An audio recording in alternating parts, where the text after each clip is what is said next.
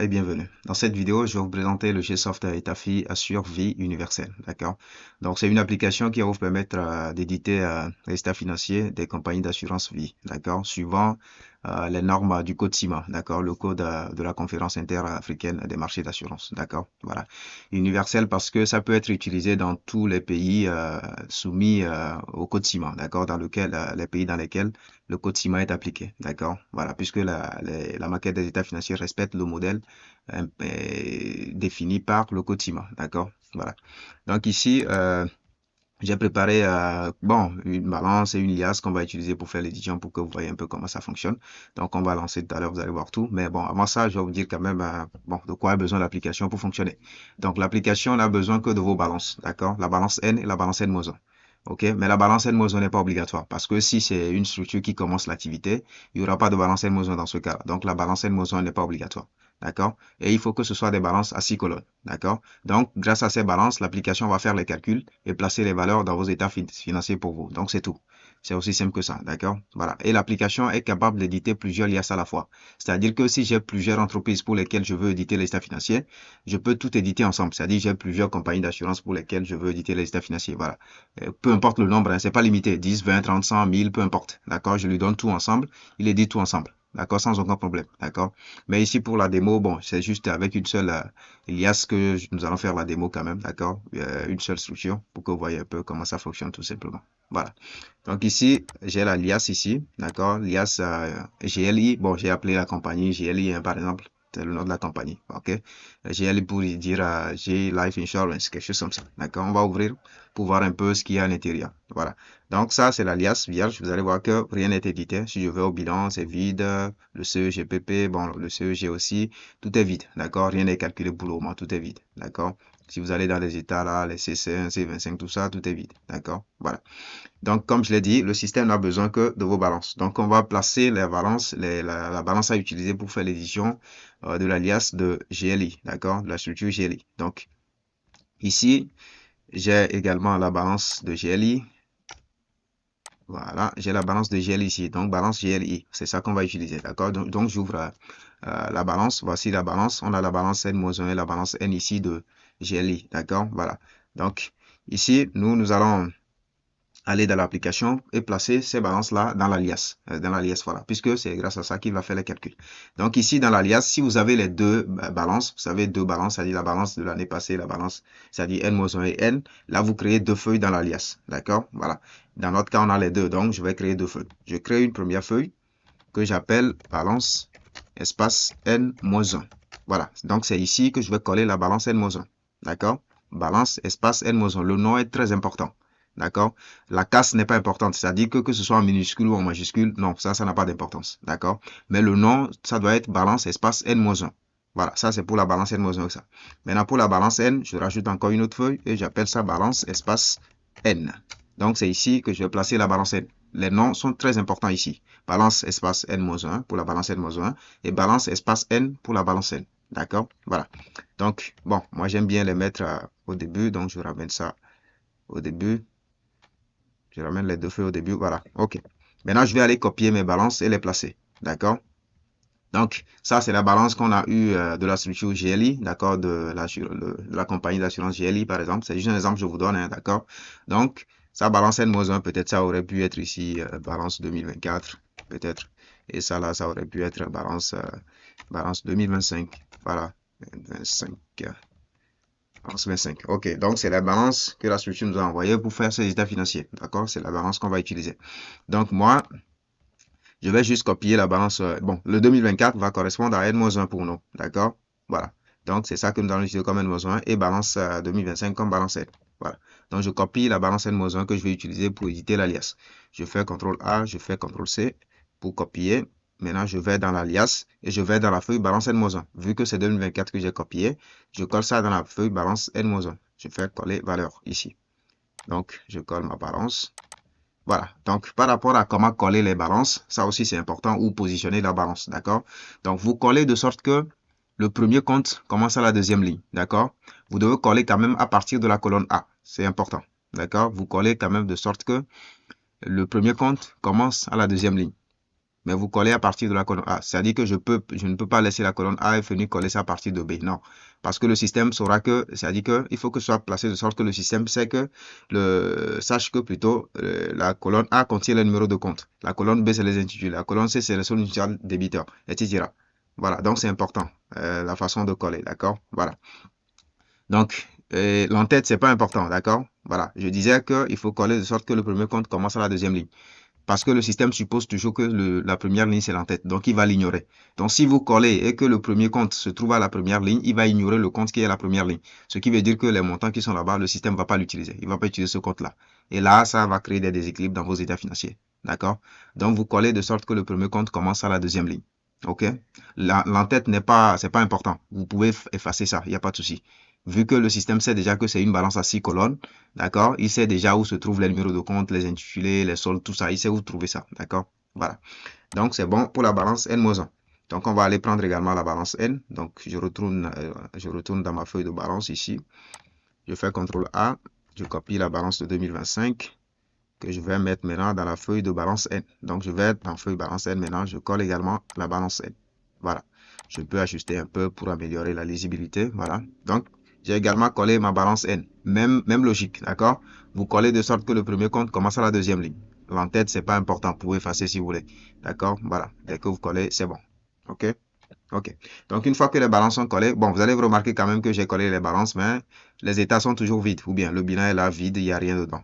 Hein? Actif, passif, CEG, tout ça là, il n'y a rien qui est calculé. D'accord? Tout simplement parce que c'est pas des formules qui sont liées aux feuilles pour faire les calculs, d'accord? C'est pas les formules qui sont liées aux feuilles, mais c'est plutôt l'application qui va venir faire les calculs, d'accord? C'est l'application qui va venir faire les calculs et placer les valeurs dans tous les états. Il va calculer les valeurs et les placer pour vous. Tout ce qui peut être calculé grâce à la balance, il calcule tout et il vous place les valeurs, d'accord? Voilà, on va voir ça tout à l'heure. Donc, moi, je sauvegarde l'alias avec les balances à l'intérieur et maintenant, je referme, d'accord? Voilà, je ferme ma feuille de balance aussi. Bon, j'ai pas besoin de ça. Donc, j'ai ma liasse maintenant qui est prête pour édition. C'est ici, d'accord, puisqu'on a déjà placé la balance dedans.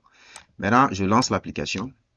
Donc, voici le raccourci, je lance. Voilà. Là, il m'affiche l'interface d'authentification utilisateur. Donc, il me demande de me connecter au fait pour pouvoir travailler. Donc, c'est parce que j'ai déjà paramétré mon compte, j'ai mis les informations. Donc, il va demander ça. Donc, je mets mon nom d'utilisateur, mon mot de passe et je me connecte. Donc, voici l'interface principale de l'application. Donc, pour éditer les états, vous cliquez sur ce bouton ici, éditer les états. Donc, je clique dessus et j'ai l'interface d'édition. Donc, c'est dans cette interface que je lui donne les liasses à éditer. Voilà. Et comme je l'avais dit précédemment, le système peut éditer plusieurs liasses à la fois. C'est-à-dire que je peux éditer les états financiers de plusieurs entreprises à la fois. D'accord? Peu importe le nombre. C'est pas limité. D'accord? Voilà. Vous lui donnez juste le nombre de liasses que vous avez. Il édite tout ensemble. OK? Donc, pour lui donner les liasses, je clique sur le bouton ajouter ici. Excusez-moi. Je clique sur le bouton ajouter. Et là, je vais aller lui donner les liasses à éditer, d'accord? Je lui renseigne les liasses pour lui dire, bon, la liasse est ici, ici, ici. Voilà, d'accord. Nous, on a ça dans notre dossier démo sur le bureau. Bon, on va passer là, desktop, démo, liasse. Et voilà, c'est cette liasse-là qu'on a préparée tout à l'heure. C'est dans ça qu'on a mis les balances, d'accord? Donc, je sélectionne ça pour lui dire que c'est ça que je vais éditer. Donc, comme je l'ai dit, s'il y a plusieurs liasses, vous pouvez sélectionner tout ensemble. Il n'y a pas de problème, d'accord? Le nombre n'est pas limité. Donc, je fais OK. Il met ça dans la liasse, dans la liste, d'accord? Mais si je mets une liasse dans la liste par erreur, je peux sélectionner et supprimer ça, d'accord? Il n'y a pas de souci. Mais ici, nous, on va garder pour faire l'édition avec. OK. Donc, après ça, vous avez ici une case à cocher qui vous dit effectuer les vérifications nécessaires avant l'édition des états. Donc, si vous cochez ça, vous dites au système de vérifier d'abord si la balance est équilibrée et de vérifier également si les comptes qui sont dans la balance respectent vraiment la nomenclature du plan des comptes qui est en vigueur, d'accord? D'accord, le plan des comptes du code ciment, dans le cas d'espèce, puisque c'est une compagnie d'assurance, d'accord? Voilà. Donc, je préconise, ou bien je recommande quand même que cette case-là reste cochée, d'accord? Parce que ça permet au système de vérifier les comptes, par exemple, avant de faire l'édition. Parce que si vous ne vérifiez pas les comptes et qu'il y a des comptes fantômes dedans, des comptes qui n'existent pas dans la nomenclature du plan des comptes en vigueur, ben, le système va les ignorer dans les calculs. Il va les ignorer. Et s'il les ignore, ça va créer des déséquilibres dans vos états financiers. D'accord? Donc, vous cochez ça. Comme ça, il va vérifier. S'il y a incohérence, il va vous le dire. S'il y a des comptes qui ne sont pas corrects, il vous dira que bon, ces comptes-là, il faut les remplacer, il faut les corriger. Voilà. Avant que vous ne puissiez continuer l'édition, quoi. D'accord? Voilà. Donc, je laisse cocher. Et maintenant, tant que c'est bon, je clique sur mon bouton éditer. Donc, je fais éditer.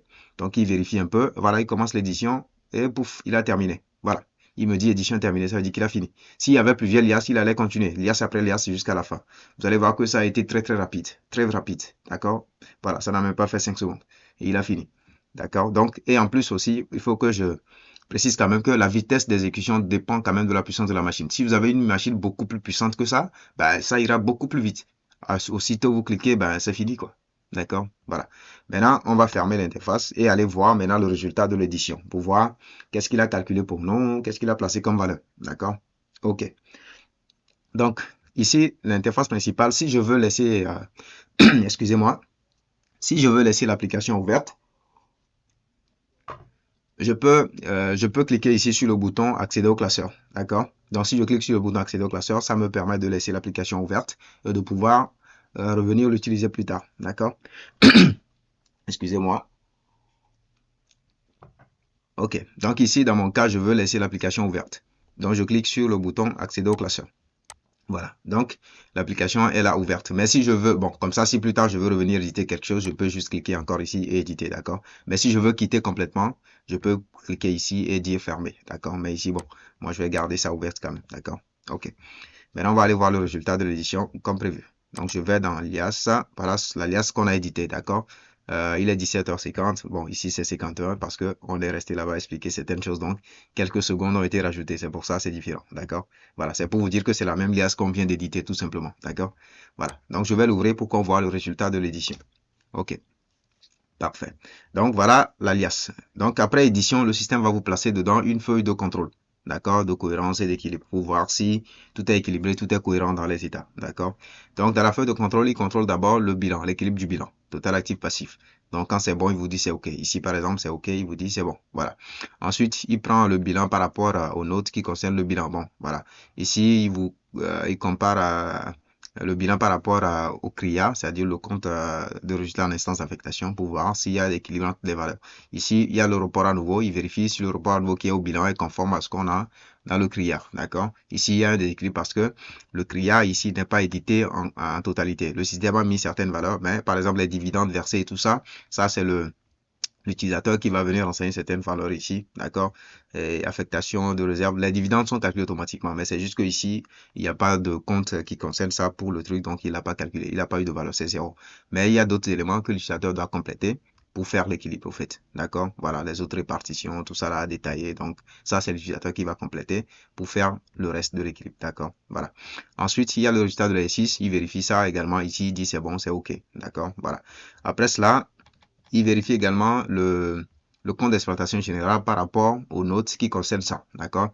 Il va essayer de voir si les valeurs qui sont dans le compte d'exploitation générale sont conformes aux notes qui font le détail de ce compte-là, d'accord? Ici, le premier contrôle, c'est par rapport à l'état C1, d'accord? Donc, l'état C1, c'est un état de répartition. En fait, il demande une répartition par catégorie, d'accord, des éléments. Donc, le système, grâce à la balance, on ne peut pas savoir, on ne peut pas faire cette répartition-là. D'accord? Voilà. Qu'est-ce qui va dans le contrat en cas de vie, en cas de décès, voilà, les épargnes, tout ça. Grâce à la balance, on ne peut pas savoir quel est le montant qui doit aller dans ces ventilations-là. Donc, la ventilation, c'est l'utilisateur qui va le faire. Mais toutes les formules sont déjà là quand même pour faire les équilibres et tout. D'accord? Voilà. Bon, en guise d'exemple, par exemple, vous allez voir qu'il a tout mis, mais la ventilation, c'est l'utilisateur qui va le faire. Si je prends le cas de, par exemple, bon, prenons ceci par exemple, hein, le cas des sinistres revenus. On a 63 115 329. Donc, pour faire cet équilibre, il suffit que l'utilisateur vienne renseigner le détail ici. D'accord? En fait, c'est un détail qu'il demande.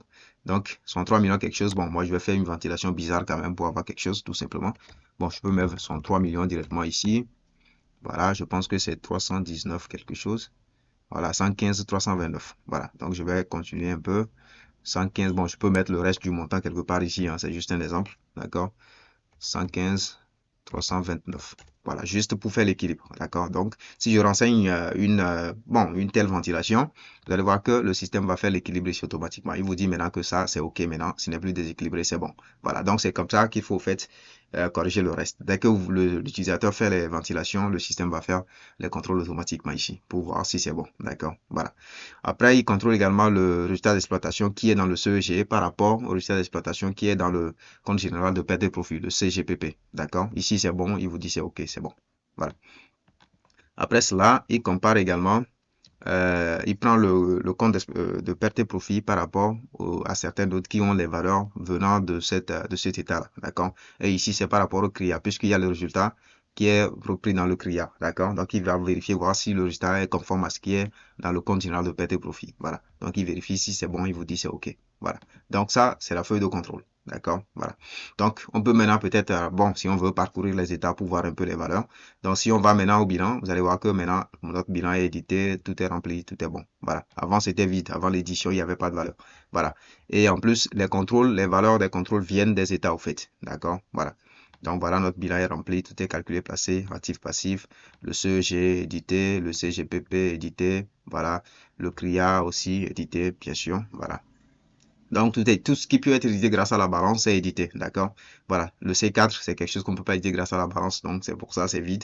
Mais toutes les formules sont dans les autres états qui sont là pour vous, hein. Toutes les formules sont là. Dès que vous venez renseigner les détails, le système va faire les compilations sans problème, d'accord? Voilà. Donc, en gros, voilà, moi, voilà, en quelques secondes, bon, en quelques minutes, je dois dire, les états financiers de GLI qui sont terminés. Juste comme ça, c'est fini. Voilà. Donc, après, contrôle, dès que je fais bon, dès que l'utilisateur finit de faire ses ventilations et tout, il peut juste supprimer les feuilles dont il n'a pas besoin. Voilà. La feuille de contrôle, ça, c'est l'application qu'il a rajoutée. Dès que tout est contrôlé, que c'est bon, je peux le retirer. Et les balances également. Les balances ont été utilisées juste pour faire l'édition. Donc, tant que c'est bon, je peux les retirer. Donc, je peux supprimer tout ça là. Voilà. Donc, j'ai que je supprime ces feuilles-là, je peux sauvegarder ma liasse. Voilà, mes états financiers sont là. Vous allez voir que si je retourne au bilan, tout ça, les valeurs sont toujours là parce que c'est pas des formules qui sont liées aux balances pour faire les calculs. Ce qui fait que même si je supprime les balances après édition, il n'y a pas de souci. Mes valeurs sont toujours là. D'accord? Il n'y a pas de souci, les valeurs sont là. Et les valeurs renseignées à la main, par exemple, la ventilation que j'ai faite ici, c'est toujours là également. D'accord? Ça ne touche rien. Le fait d'avoir supprimé les balances, ça ne touche rien du tout. D'accord? Donc, si je veux imprimer, ben, j'imprime. Voilà, j'imprime. Je veux enregistrer en PDF tout ça. Ben, ça, c'est facile à faire. Donc, vous pouvez enregistrer en PDF tout ce que vous voulez. D'accord? Voilà. OK. Donc, en gros, voilà, j'ai les états financiers de GLI tout simplement terminés comme ça. D'accord? Voilà. Donc, en gros, vous avez pu voir un peu la puissance de l'application, d'accord? Ça va très très vite et c'est très très facile à utiliser, d'accord? Juste vos balances et l'application fait tout pour vous, d'accord? C'est aussi simple que ça. Donc, merci d'avoir suivi la vidéo et à bientôt.